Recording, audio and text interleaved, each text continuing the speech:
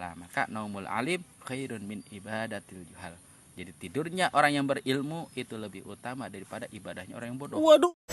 Tampang wos rahino, tampang wos rahino, sengengene muncul, muncul, muncul, sumber.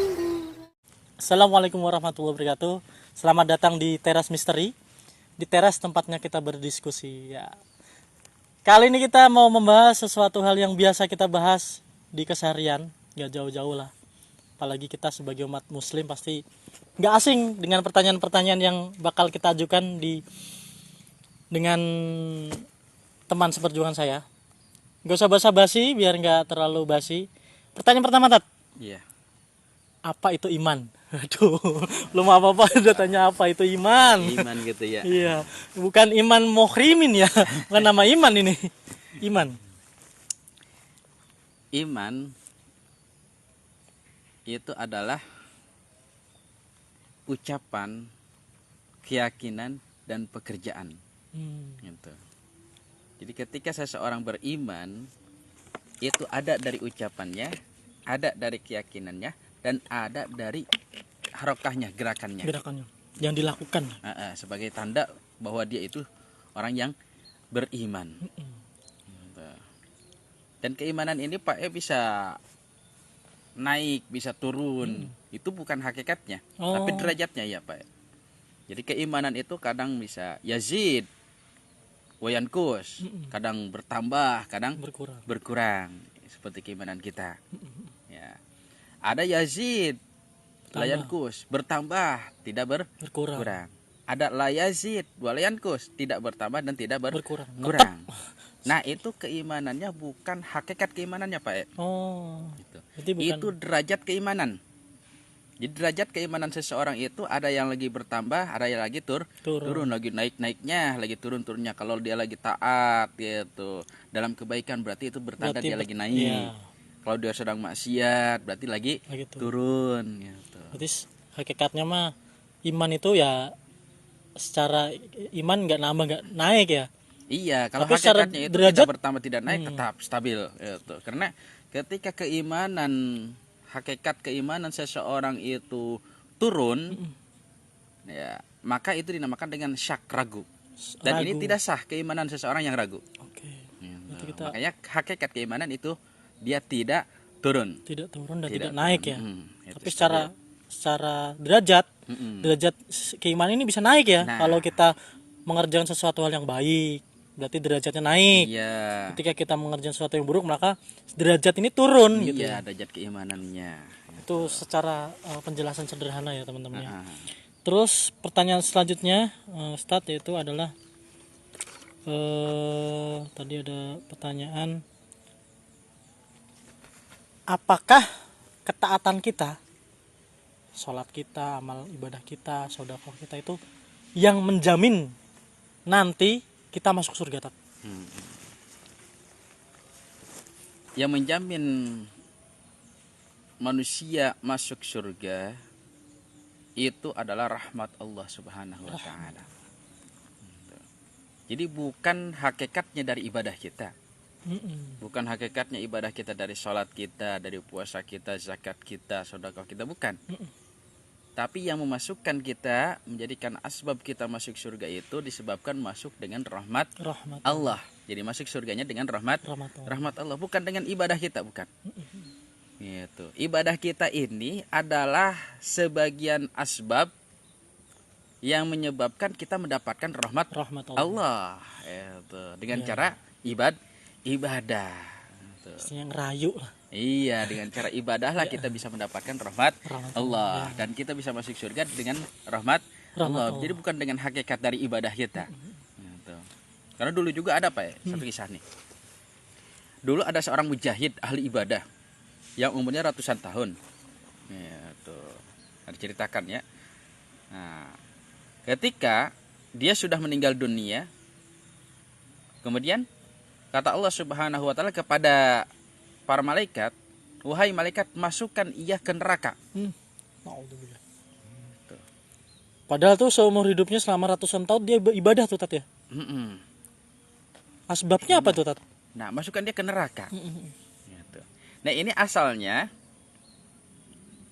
Jadi Allah berfirman kepada para malaikat, gitu, masukkan dia ke surga dengan rahmatku. Namun dia protes. Oh. Gitu. Kata dia, ya Rob, gitu. Mana ijtihadku dalam ibadahku? Nagih lah. Mana ketaatanku? Aku gak mau masuk surga dengan rahmat engkau. Iya. Aku pengen masuk surga itu dengan ibadahku ketika aku masih Hidup. hidup. Celengan istilahnya. Iya. Gitu. Kemudian kata Allah gimana? Wahai malaikat, coba timbang amal ibadahnya yang ia laksanakan semasa ia hidup dengan nikmatku yang aku berikan kepadanya. Iya. Jangan banyak-banyak. Timbang dari kenikmatan mata satu aja. Iya. Yang akhirnya ditimbang, ketika ditimbang lebih unggul nikmat Allah yang Allah berikan. Subhanallah. Itu. Yang akhirnya apa? Kata Allah, masukkan dia ke neraka. Gitu. Karena protes itu. Nah, kata Allah, masukkan dia ke neraka. Kemudian di situ baru, ya Rob, ya kalau gitu saya masuk ke surga dengan rahmat engkau. Nah, di situ ya bertanda manusia bisa masuk ke surga itu sebab dengan rahmatnya Allah. Dan sebabnya kita bisa mendapatkan rahmat Allah itu dengan cara yaitu ibadah. Karena khawatir ya, ada orang kalau gitu mah gak usah ibadah, gak usah puasa, gak usah ngaji. Iya, betul. Kenapa? Karena ya sama semuanya juga kalau masuk betul bukan karena ibadah, karena rahmat Allah. Gitu. Udah, maksiat aja. Nah, dikhawatirkan seperti itu. Maka jawabannya, inna rahmatallahi qaribum minal muhsinin. Sesungguhnya rahmat Allah itu sangat dekat bagi orang-orang yang berbuat kebaikan. Dan kebaikan adalah beribadah kepada Allah Subhanahu wa Ta'ala. Nah, ini pertanyaan ini sebenarnya nyambung ya Tat ya, tentang soal ibadah. Apakah ibadah kita yang selama ratusan tahun tadi itu bisa hilang seketika gitu saat mengerjakan satu dosa gitu? Saya pernah dengar tentang kisah Barsisov. Itu bener nggak Tat? Bisa hilang sebab dosanya yang mana dosanya adalah dosa kufur, musyrik ya. Dia menyekutukan Allah, itu bisa hilang. Bisa hilang. Seperti Barsisa itu kan. Barsisa itu ya amal ibadahnya itu hilang karena matinya dia dalam keadaan su'ul khotimah. Hatinya itu meyakini dan menyembah setan, menyembah iblis. Ketika waktu itu dicabut nyawanya, berarti matinya dalam keadaan su'ul khotimah. Nah, sebab kufurnya itulah amal ibadah yang dulu dia laksanakan itu hangus semuanya. Pertanyaan selanjutnya adalah kalau seumpamanya, bukan seumpamanya ini pasti saya meninggalkan sholat selama 20 tahun. Cara membayar kelalaian saya selama 20 tahun itu gimana Tat?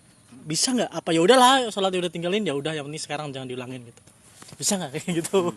Nego maksudnya, mas saya nego. Untuk taubat dari kita meninggalkan sholat, baik sholatnya itu ditinggalkan dengan sengaja ataupun ditinggalkannya itu tidak sengaja, maka taubatnya itu supaya tergolong taubat nasuha, yaitu kita mengkodok sholat tersebut Pak. Kita umpamanya dulu berapa waktu yang kita tinggalkan, umpamanya 50 waktu, berarti kita kodok. Nah, kodok ya, tuh. Kita sholat boleh itu di waktu kapan saja. Waktu kapan saja boleh ya, tuh. Mau di waktu habis maghrib atau habis asar juga jadi masalah, habis subuh juga nggak jadi masalah. Kita mengkodok sholat yang sifatnya wajib. Ya, tuh, yang dulu pernah kita tinggalkan, dan itu termasuk tanda seseorang itu tobat dengan tobat nasuha. Karena kalau dia umpamanya pernah meninggalin sholat tapi tidak mengkodok, dia istighfar terus, dia laksanakan sholat yang dia laksanakan yang waktu itu, ya, tuh. Dia beristighfar tapi tidak mengkodok sholat yang pernah dia tinggalkan, maka itu tidak tergolong tobatnya dengan tobat nasuha Pak. Waduh, kalau 50 kali mah mungkin bisa ya Tat. 20 tahun nih gimana Tat? Nah, itu. Makanya kalau umpamanya kita kayaknya di 20 tahun ini banyak yang kita tinggalkan. Maka lebih baik yaitu bagi kita ketika kita ada waktu, kodok salat tersebut. Nggak usah dihitung lah ya. Gak usah dihitung, kita kodok aja. Jadi gimana kalau lebih? Kelebihan ya. Kalau lebih maka itu jadi amal pahala sunnah. Pahala sunnah. Iya maksudnya. Jadi nggak ada ruginya Nggak ada gitu, nggak ada rugi, ruginya. Saya nggak ada yang sia-sia lah ya. Nggak ada yang sia-sia. Berarti untuk teman-teman yang sekiranya ini bukan ngajarin buat kodok sholat ya. Wah, mentang-mentang tahu ilmunya kodok sholat selama sehari ini di kodok semua bil sholatnya. Sengaja nggak ninggalin sholat gitu Sengaja ya. lihat sholat. Itu tetap dosa itu. Tetap dosa. Dosa dapat itu kodokan wajib. Kodok Gitu. wajib. Nah, oke. Berarti tadi kalau memang harus meninggalkan sholat, maaf, kalau memang sudah terlanjur meninggalkan sholat, ya mau nggak mau harus dikodok. Waktunya kapan aja, habis maghrib, tengah malam, habis isya, habis subuh, terserah. Yang penting niatnya sholat. Niatnya sholat tersebut dan dihadirkan kodoknya itu Pak ya. Oh, berarti mamanya mau kodok subuh, yang niat subuh, kodok subuh itu ya? Iya niat kodok subuh. Kodok Gitu. subuh. Bahkan lebih utama ya umpamanya gitu daripada kita melaksanakan sholat sunnah nih. Sedangkan kita punya kodok, itu yang wajib kita utamakan kodok dulu aja. Oh, berarti Kodok. nih, wah, biar lebih iman kita tadi secara derajatnya biar naik, daripada kita sholat tahajud, Nah, sholat duha, itu mending di waktu kodoknya. tersebut kita kodok aja. Kalau Kodok emang aja. kita yakin memiliki kodok, gitu. Nah, masalah tadi kalau kita sholat kodok di waktu tahajud, apa sudah disebut salat tahajud? Tat? Kita dapat pahala juga. Pahala tahajud oh, kan. Dapat pahala. Berarti kalau mau kodok tuh pas tahajud, nah pas duha. Oke, pertanyaan selanjutnya Tat. Sebagai seorang muslim Islam, sebenarnya kita itu dituntut wajib menuntut ilmu itu yang mana dulu yang harus kita tuntut? Tat? Apakah semua ilmu Apa gitu? semua ilmu kita wajib Atau menuntutnya? sebagian ilmu? Apa sebagiannya atau Ilmu ilmu tertentu? Nah, kalau kita mutolaah, kita talaah hadis Rasulullah SAW, tolabul ilmi faridatun ala kulli muslimin. Tolabul ilmi, adapun mencari ilmu, faridatun, itu sangat diwajibkan. Ala kulli muslimin, kepada setiap orang yang beragama Islam. Nah, di sini ulama mengomentari hadis tersebut bahwasanya ilmu yang ada pada kalimat tolabul ilmi itu ilmul hal. Ilmu hal. Apa itu hal? Ilmu hal ilmu syariah, ilmu syara. Ilmu syarah Jadi yang sangat diwajibkan sangat nih ya. ya bagi seorang umat seorang yang Muslim, beragama Islam itu menuntut ilmunya itu adalah ilmu syara Syarah. yang dia butuhkan pada waktu tersebut.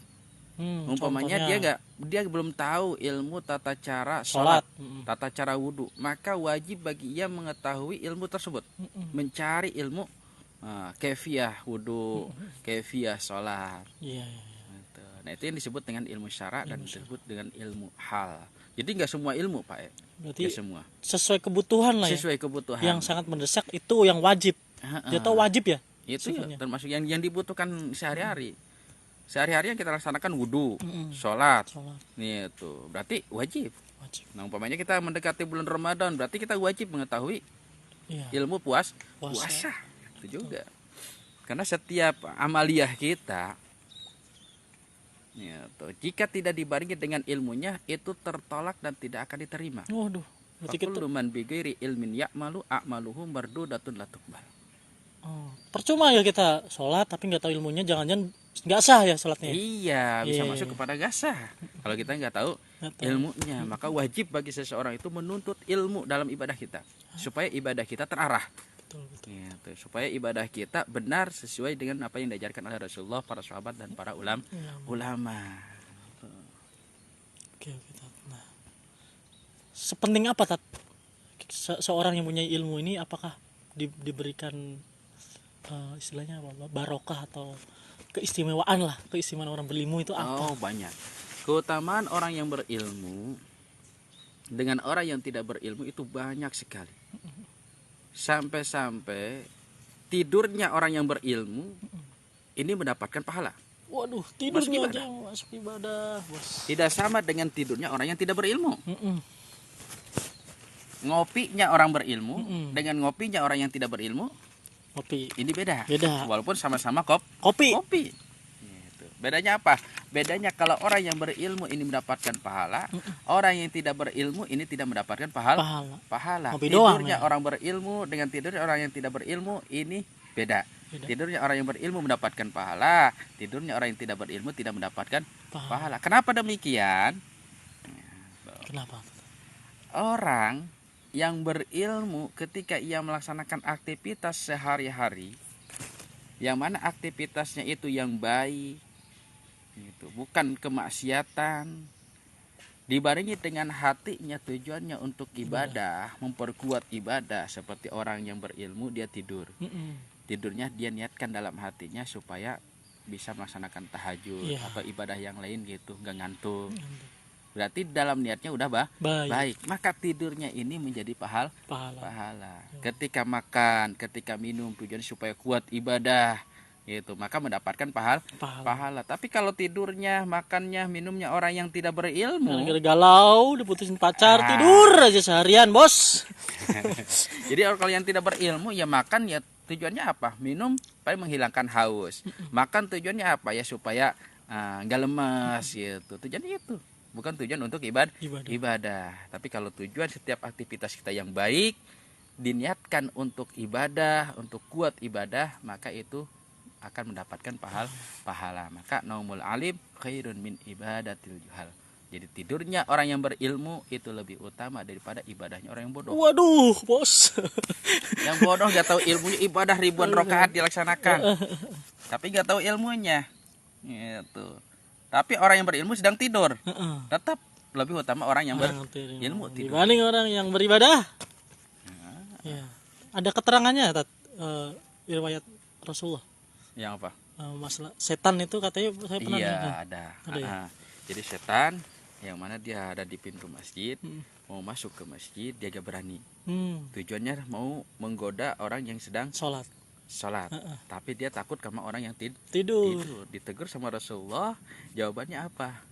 Kenapa engkau itu takut kepada orang yang tidur? Maksudnya setannya ditegur sama Rasulullah. Iya, gitu. Tidak takut kepada orang yang terjaga yang sedang sholat tersebut. Gitu. Aku takut kepada orang yang tertidur. Aku tuh khawatir kalau aku ganggu orang yang sedang sholat, sehingga sholatnya salah dan orang yang tidur ini bangun. Melihat orang yang sholatnya salah, kemudian dibenerin, diajarin yang benernya.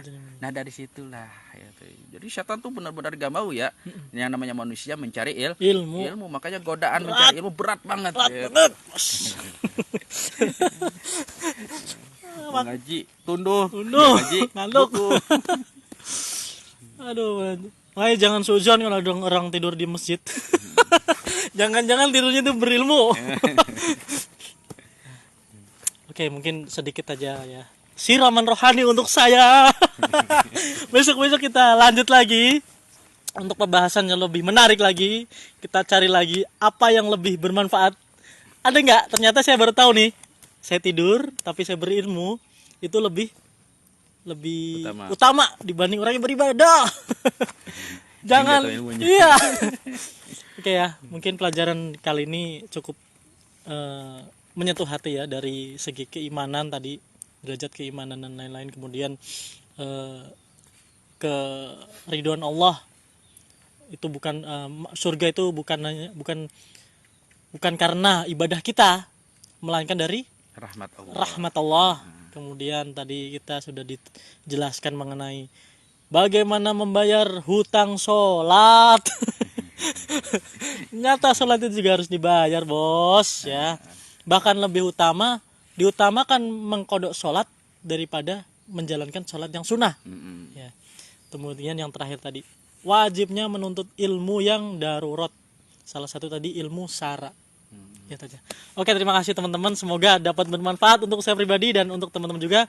Semoga channel ini bisa dapat berkembang. Jangan lupa bunyikan lonceng agar tetap dapat notifikasi dari kami. Sekian dari saya. Billahi taufik wal hidayah. Wassalamualaikum warahmatullahi wabarakatuh.